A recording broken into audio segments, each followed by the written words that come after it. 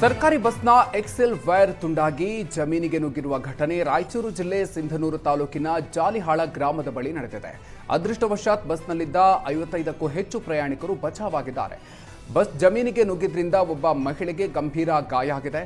ಕೆಲವರಿಗೆ ಸಣ್ಣ ಪುಟ್ಟ ಗಾಯಗಳಾಗಿದೆ. ಗ್ರಾಮೀಣ ಪ್ರದೇಶಕ್ಕೆ ಹಳೆ ಬಸ್ ಬಿಟ್ಟಿದ್ದಕ್ಕೆ ಅಪಘಾತ ಆಗಿದೆ ಅಂತ ಅಧಿಕಾರಿಗಳ ವಿರುದ್ಧ ಗ್ರಾಮಸ್ಥರು ಆಕ್ರೋಶ ಹೊರಹಾಕಿದ್ದಾರೆ.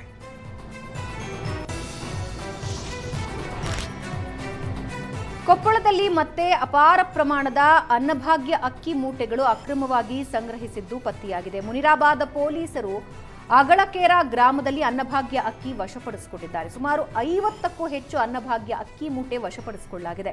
ಕಳೆದ ಒಂದು ವಾರದ ಅವಧಿಯಲ್ಲಿ ಕೊಪ್ಪಳ ತಾಲೂಕಿನ 3 ಕಡೆ ದಾಳಿ ನಡೆಸಿ ಅಕ್ರಮವಾಗಿ ಸಂಗ್ರಹಿಸಲಾಗಿದ್ದ ಅನ್ನಭಾಗ್ಯ ಅಕ್ಕಿ ಪತ್ತೆ ಮಾಡಲಾಗಿದೆ.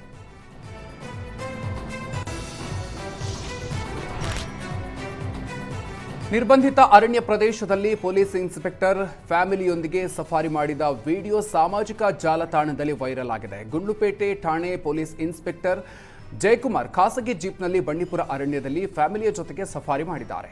ನಿರ್ಬಂಧಿತ ಅರಣ್ಯ ಪ್ರದೇಶದಲ್ಲಿ ಖಾಸಗಿ ಜೀಪ್ ಪ್ರವೇಶಕ್ಕೆ ನೆಟ್ಟಿಗರ ಆಕ್ಷೇಪ ವ್ಯಕ್ತವಾಗಿದೆ. ಜನಸಾಮಾನ್ಯರಿಗೂ ಇದೇ ರೀತಿ ಅವಕಾಶ ಕೊಡ್ತಾರಾ ಅಂತ ಪ್ರಶ್ನೆ ಮಾಡ್ತಾ ಇದ್ದಾರೆ.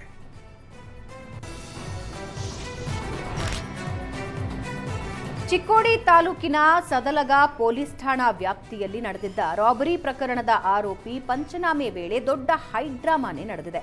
ಕಳ್ಳನನ್ನ ಬಂಧಿಸಿ ಆತನ ಮನೆಗೆ ಕರೆದೊಯ್ದು ಕದ್ದ ಮಾಲ್ ಪರಿಶೀಲಿಸಿದಾಗ ನನ್ನನ್ನ ಸುಖಾಸುಮ್ಮನೆ ಬಂಧಿಸಿದ್ದಾರೆ ಅಂತ ಕೂಗಾಡಿದ್ದಾನೆ. ಆತನ ಮನೆಯವರು ಕೂಡ ಚಿಕ್ಕೋಡಿ ಸಿಪಿಐ ವಿಶ್ವನಾಥ್ ಚೌಗಲ ಹಾಗೂ ಪೇದೆಗಳ ಮೇಲೆ ರೋಷಾವೇಶ ತೋರಿದ್ದಾರೆ. ಪೊಲೀಸರ ಮೇಲೆಯೇ ಆರೋಪಿಯ ಕುಟುಂಬಸ್ಥರು ಆರೋಪ ಮಾಡಿದ್ದಾರೆ.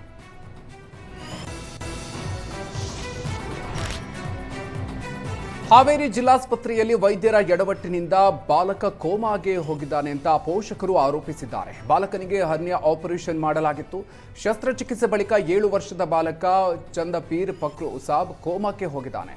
ಹರ್ನಿಯಾ ಆಪರೇಷನ್ ಮಾಡಿದ ವೈದ್ಯರ ವಿರುದ್ಧ ದೂರು ದಾಖಲಿಸಿ ತನಿಖೆ ನಡೆಸಿ ಕುಟುಂಬಕ್ಕೆ ನ್ಯಾಯ ಕೊಡಿಸಬೇಕು ಅಂತ ಜಿಲ್ಲಾಸ್ಪತ್ರೆಯ ಮುಂದೆ ಕುಟುಂಬಸ್ಥರು ಹಾಗೂ ಸ್ಥಳೀಯರು ಪ್ರತಿಭಟನೆ ನಡೆಸಿದ್ದಾರೆ.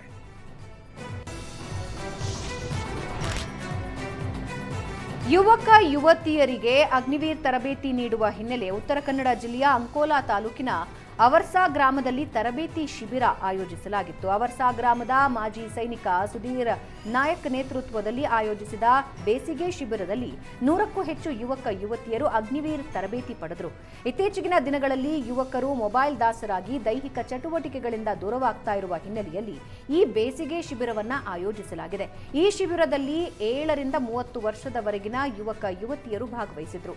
ಭಾರತೀಯ ಸೇನೆಗೆ ಆಯ್ಕೆಯಾಗಲು ಬೇಕಾದ ತರಬೇತಿ ಕುರಿತು ಮಾಹಿತಿ ನೀಡುವುದರ ಜೊತೆಗೆ ಜಂಗಲ್ ಕ್ಯಾಂಪಿಂಗ್, ಟ್ರಕ್ಕಿಂಗ್, ವೈದ್ಯಕೀಯ ಸುರಕ್ಷತೆ, ಹಗಲು ರಾತ್ರಿ ರೂಟ್ ಮಾರ್ಚ್ ಮುಂತಾದ ಪ್ರಾಯೋಗಿಕ ಚಟುವಟಿಕೆಗಳನ್ನು ಶಿಬಿರಾರ್ಥಿಗಳಿಗೆ ಹೇಳಿಕೊಡಲಾಯಿತು.